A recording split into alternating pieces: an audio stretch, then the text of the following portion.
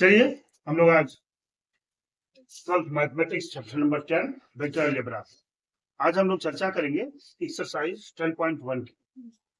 कल हम सब लोगों का पूरा लेक्चर्स वगैरह हो गया था, सब कुछ आपको मैंने बता दिया था। आज देखिए क्वेश्चन नंबर 1 कह रहा है, बहुत आसान है।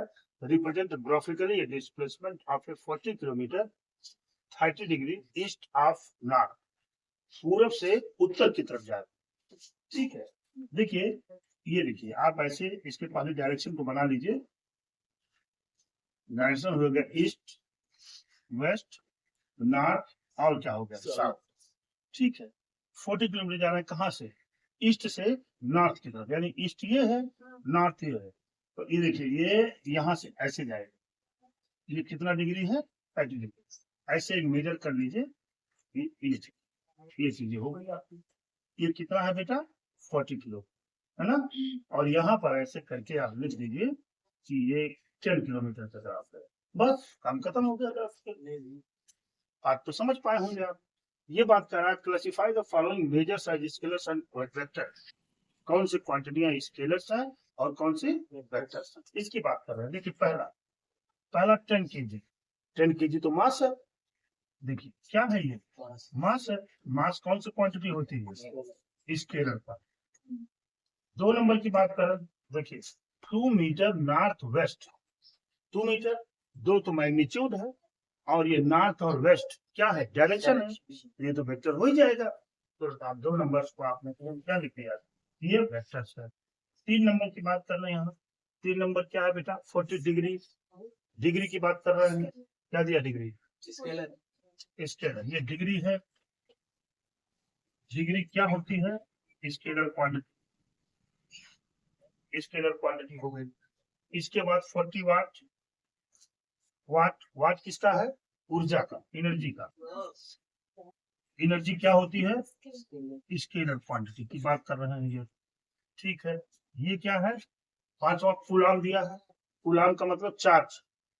कूलाम का मतलब चार्ज। अब ये भी स्केलर ही है।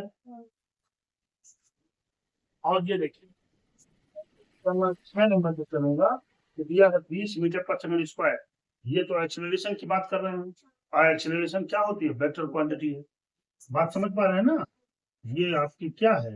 एक्सेलरेशन। और ये क्या होती है? ये वेक्टर क्वांटिटी है। बात तो हमारी पकड़ पाए होंगे आप। बस यही करना था इसमें। अभी तो एक्सरसाइज 10.1 बिल्कुल इजी है, कुछ नहीं करना है इसमें।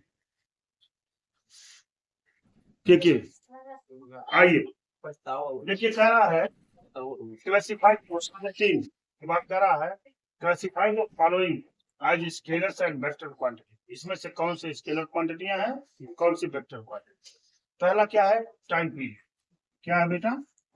Time period. ध्यान दीजिएगा, टाइम पीरियड। टाइम की बात कर रहा है, कौन सी क्वांटिटी होगी? स्केलर। टाइम में कौन सा डायरेक्शन? दूसरा क्या है? डिस्टेंस।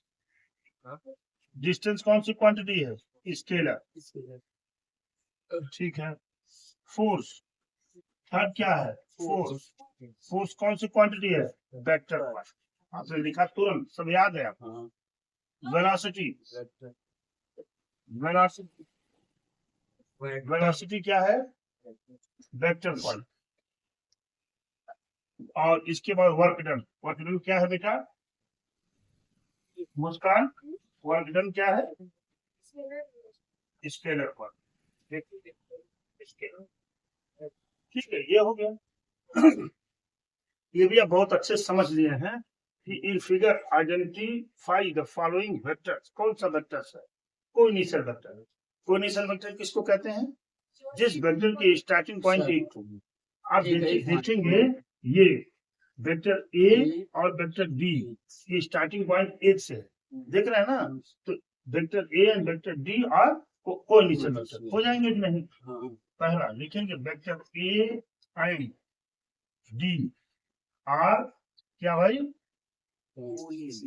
कोइनिशियल वेक्टर। ये तो आपको समझाया था मैंने। 2 नंबर की बात कर रहे हैं, इक्वल वेक्टर। इक्वल वेक्टर क्या बोलते हैं?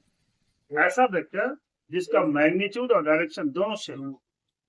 ऐसा वेक्टर जिसका मैग्नीट्यूड भी और डायरेक्शन भी दोनों सेम होता है।